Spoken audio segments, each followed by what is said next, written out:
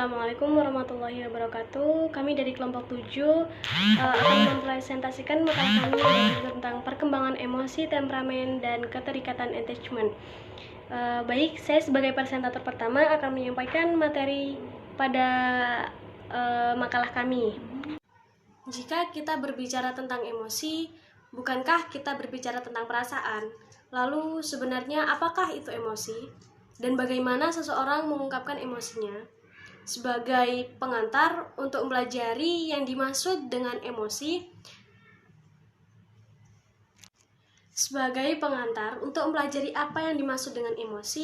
marilah kita baca ilustrasi di bawah ini. Contohnya seperti Dito kegirangan ketika sang ayah membelikannya mainan.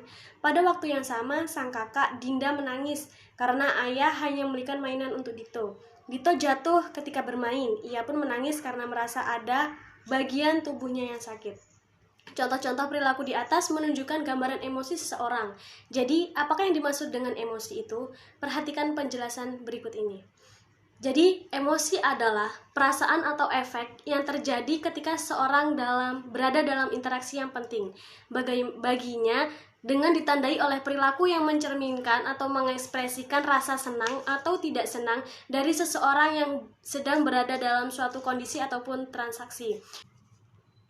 Menurut Gillibrand DKK pada tahun 2016 mengungkapkan bahwa temperamen merupakan kecenderungan yang menjadi dasar umum untuk berperilaku dengan cara tertentu.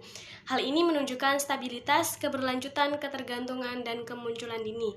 Stabilitas di sini bermakna bahwa tingkat yang sama relatif terhadap rekan-rekan seusianya yang sama dari waktu ke waktu. Kemudian, keberlanjutan atau continuity bermakna tentang perilaku terkait yang sesuai dengan usia. Berbicara tentang temperamen, apakah hubungan emosi dengan temperamen? Jika kita lihat definisi temperamen di atas, temperamen juga memiliki pengertian sebuah emosi yang dimiliki seseorang dan bersifat turun-temurun serta mempengaruhi kepribadian seorang. Dengan pengertian tersebut, bukan berarti bahwa temperamen memiliki arti sama dengan emosi. Emosi ada ketika terdapat interaksi yang berlangsung, sedangkan temperamen merupakan sifat turun-menurun sehingga bersifat. Definisi temperamen, emosi dan temperamen apakah sama? Bukankah Anda pernah tahu, bahkan seringkali mendengar kata temperamen? Seringkali kita mendengar kata-kata temperamen ketika seorang anak melakukan suatu perilaku yang buruk dan memiliki emosi yang tinggi yang sudah menjadi kebiasaannya. Hal itu menyebabkan anak tersebut diberi cap memiliki temperamen yang buruk. Lalu menurut Anda, apakah memang benar bahwa temperamen itu suatu perilaku yang buruk dan memiliki emosi tinggi? Untuk mengetahui kebenarannya, mari kita pelajari makna temperamen bersama-sama. Temperamen merupakan kecenderungan seseorang untuk merespon dan cara yang dapat diprediksi terhadap peristiwa lingkungan, termasuk merespon tingkat aktivitas, lekas marah, ketakutan, dan kemampuan bersosialisasi. Temperamen adalah kecenderungan seseorang untuk merespon dengan cara yang dapat diprediksi terhadap peristiwa lingkungan, termasuk merespon tingkat. Dalam sebuah penelitian, temperamen pada anak diklarifikasikan menjadi 3 sebagai berikut, yaitu yang pertama ada temperamen anak yang mudah atau easy child. Anak dengan mudah sekali bersosialisasi dengan orang lain, mudah diatur dalam aktivitasnya, dan mudah menyesuaikan diri dengan lingkungan. Temperamen anak yang susah diatur atau diffuse child. Anak dengan temperamen ini sulit dalam melakukan aktivitasnya. Dalam bersosialisasi dengan orang baru, mereka takut dan mereka sering menangis, bahkan mereka tertidur pun mereka gelisah. Yang ketiga, temperamen anak yang berada di tengah-tengah atau slow to warm up to child. Anak dengan temperamen ini memiliki respon yang lambat dalam mencoba sesuatu yang baru. Mereka cenderung bersikap pasif. Tetapi ketika hal yang baru tersebut diulang, mereka menjadi tidak tertekan. Berdasarkan paparan di atas, sudahkah Anda memahami yang dimaksud dengan temperamen? Masihkah Anda berpikir bahwa temperamen adalah kecenderungan seseorang untuk merespon dengan cara yang dapat diprediksi terhadap peristiwa lingkungan, termasuk merespon tingkat aktivitas, lekas marah, ketakutan, dan kemampuan bersosialisasi. Gillibrand DKK 2016 mengungkapkan bahwa temperamen merupakan kecenderungan yang menjadi dasar umum untuk berperilaku dengan cara tertentu. dari faktor lingkungan, yaitu yang pertama mengkondisikan. Anak mulai mengkondisikan diri untuk mengekspresikan emosi. Yang kedua berlatih. Anak mulai berlatih mengelola emosi dengan bimbingan orang dewasa, di mana anak akan berlatih untuk mengendalikan emosi ketika mendapatkan rangsangan. Trial and error. Anak belajar mengekspresikan emosinya dengan cara coba-coba. Setelah itu mereka mengeliminasi perilaku yang tidak memberikannya kepuasan. Meniru, anak mengamati lingkungan sekitar, lalu menirukan lingkungan sekitar yang diamati. Mengidentifikasi, sama dengan belajar meniru, hanya saja di sini anak lebih memilih lingkungan yang mempunyai ikatan dengannya, sehingga keinginan anak untuk menirukan orang tersebut lebih kuat. Faktor belajar dari lingkungan sekitar. Mengkondisikan, anak mulai mengkondisikan diri untuk mengekspresikan emosi. Berlatih, anak mulai berlatih mengelola emosi dengan bimbingan orang dewasa, di mana anak akan berlatih untuk mengendalikan emosi ketika mendapatkan rangsangan. Adapun faktor yang mempengaruhi perkembangan emosi anak yaitu sebagai berikut. Yang pertama ada faktor kematangan. Perilaku emosional ini yang matang dapat terjadi jika perkembangan kelenjar endokrin sudah matang. Itulah sebabnya bayi sebelum matang secara emosional karena mereka masih kekurangan produksi kelenjar endokrin yang penting sebagai penunjang reaksi fisiologis terhadap stres. Trial and error, anak belajar mengekspresikan emosinya dengan cara coba-coba. Setelah itu mereka mengeliminasi perilaku yang tidak memberikannya kepuasan. Meniru, anak mengamati lingkungan sekitar, lalu menirukan lingkungan sekitar yang diamati. Yang ketiga, mengidentifikasi, sama dengan belajar meniru. Hanya saja di sini anak lebih memilih lingkungan yang mempunyai ikatan dengannya, sehingga keinginan anak untuk menirukan orang tersebut lebih kuat. Faktor belajar dari lingkungan sekitar. Mengkondisikan, anak mulai mengkondisikan diri untuk mengekspresikan emosi, berlatih. Dari tabel di atas, perlu kita ketahui bahwa emosi terbagi menjadi dua kategori, yaitu pada usia lahir hingga 7 bulan yang dinamakan basic conditions, dan pada usia 1 tahun hingga dewasa yang disebut dengan complex emotions. Tahap-tahap perkembangan emosi, yaitu pada usia 0 bulan atau lahir. Pada tahap ini beberapa ahli percaya bahwa seorang bayi terlahir memiliki emosi. Pada hal ini disebabkan mereka sudah terprogram secara biologis. Pada usia ini juga mereka sudah dapat mengungkapkannya. Pada usia 2-7 bulan, rasa kepuasan, ketertarikan, atau kesusahan. Pada usia ini bayi sudah mulai dapat menggambarkan berbagai macam ekspresi seperti marah, takut, gembira, sedih, dan terkejut. Hal ini disebabkan bayi sudah dapat merespon lingkungan sekitarnya, terutama orang terdekatnya. Pada usia 1-2 tahun, tingkat emosi pada usia 1-2 tahun sudah lebih kompleks. Mereka mulai memiliki rasa malu, iri, menyesal, dan bangga. Perasaan itu dapat disebut juga self-conscious.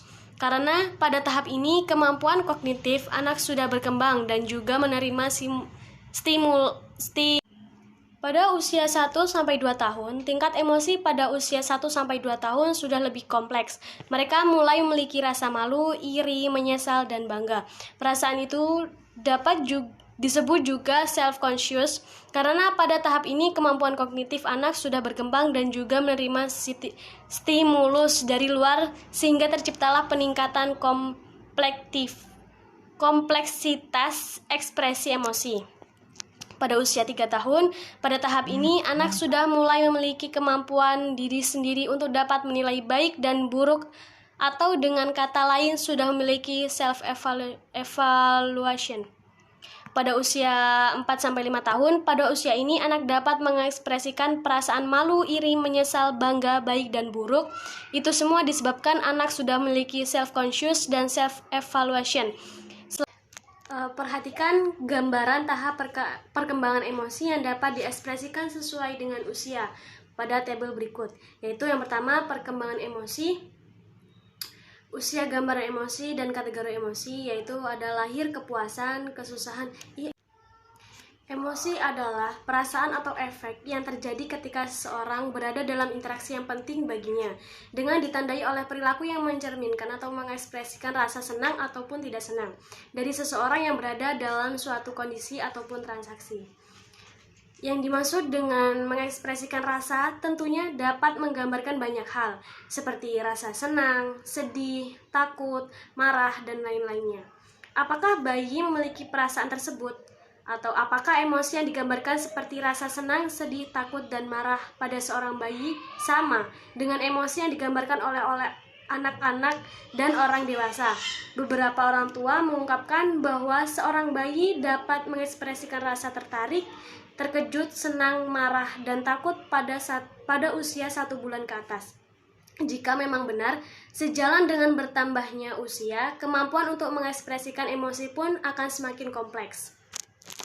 Basic emotion adalah sekumpulan emosi yang muncul saat bayi terlahir atau tahun pertama tumbuh kembangnya. Beberapa ahli teori percaya bahwa hal tersebut telah diprogram secara biologis. Saat dilahirkan, bayi menunjukkan kepuasan, jijik, kesusahan, dan ketertarikan. Pada akhir usia 2 bulan, bayi mulai tersenyum saat bertemu dengan orang yang sering berinteraksi dengannya. Kemudian pada usia 2-7 bulan mulai muncul marah, takut, gembira, sedih, dan terkejut. Sementara itu, kompleks emotion adalah tahap sadar diri atau dapat mengevaluasi diri yang muncul pada tahun ke-1 sampai ke atas, dan sebagian bertanggung pada perkembangan kognitif, kemampuan diri, self-conscious, dan self-evaluation, serta stimulus lingkungan sekitar. Pada tahap ini, emosi yang dapat diungkapkan sangatlah beragam.